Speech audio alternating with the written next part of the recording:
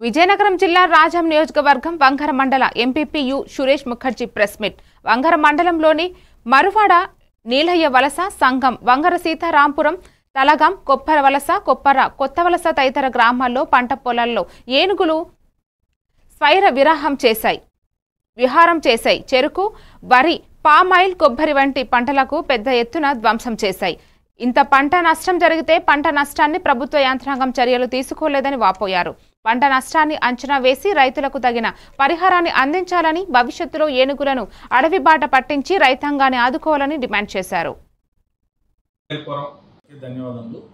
ఈరోజు గడిచిన 20 రోజుల నుండి వంగర మండలంలో వివిధ గ్రామాలు కలుపుకుంటూ ఏనుగుల గుంపు విధ్వంసానికి పాల్పడుతుంది.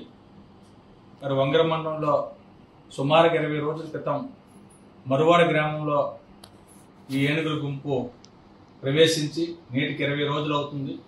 మరి మరువాడ నుండి మొదలుకొని మరువాడ, నీలయ్య వలస, శ్రీహరిపురం, కెంజంగి, మడ్డు వలస, జగన్నాథ వలస, సంగం, మగ్గూరు, వంగర, సీతారాంపురం, ఓనగ్రహారం, మరి అదేవిధంగా తలగాం, కొప్పర, కొత్త వలస, కొప్పర వలస ఈ ప్రాంతాల్లో వ్యవసాయదారులు ఇప్పటికే అనేక రకాల వ్యవసాయాలను సాగు చేసుకున్నారు. ఆ వ్యవసాయాలన్నింటినీ కూడా విధ్వంసం చేయడం జరిగింది. మరి భారీగా విధ్వంసం మరి మా మండలంలో సంభవించింది. మరి ఈ విధ్వంసం గతంలో ఎన్నడూ మేము చూడలేదు. మరి ఏనుగులు గుంపు వచ్చి 20 రోజులు అవుతున్నా కూడా ఇటు అధికార యంత్రాంగం కానీ అటు ప్రభుత్వం కానీ మరి ఈ విషయంలో కలుగు చేసుకున్నట్లేదు. మరి ఈనాటి ఉప ముఖ్యమంత్రి వర్యులు శ్రీ కొనుదెల పవన్ కళ్యాణ్ గారు మరి కుంకి ఏనుగులు కర్ణాటక రాష్ట్రం నుండి MOU చేసుకొని మన రాష్ట్రానికి మనం తీసుకొచ్చాం.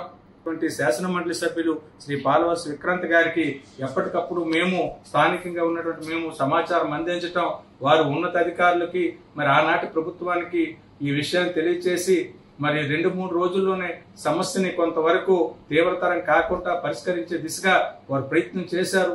మరి ఈనాడు పాలకులు సుమారుగా 20 రోజులు అవుతున్నా కూడా మరి వాటిని పరిష్కరించడంలో కొంతమేర విఫలమయ్యారన్నటువంటి విషయాన్ని చెప్పక తప్పదు. మరి జరిగింది ఏదైనా జరిగింది. మరి పూర్తి స్థాయిలో ఆయా గ్రామాలకు నష్టపరిహారం జరిగింది. ఆ నష్టాన్నైనా ప్రభుత్వ యంత్రాంగం ద్వారా ఎప్పటికప్పుడు నివేదికలు తెప్పించుకొని వారు దగ్గరుండి